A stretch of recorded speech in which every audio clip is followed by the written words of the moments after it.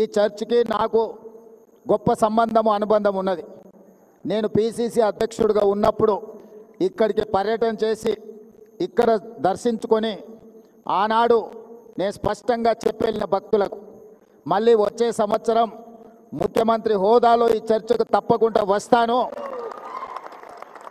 భక్తులందరూ ఆశీర్వదించండి, పేదల ప్రభుత్వాన్ని తెచ్చుకోండి, పేదలకు మేలు జరుగుతుంది, ప్రభు ఆశీర్వాదంతో పేదల ప్రభుత్వం ఏర్పాటు చేసుకొని ముఖ్యమంత్రి హోదాలో ఈ చర్చకు తప్పకుండా వస్తాను అని ఆనాడు భక్తులకు మాట ఇచ్చిన.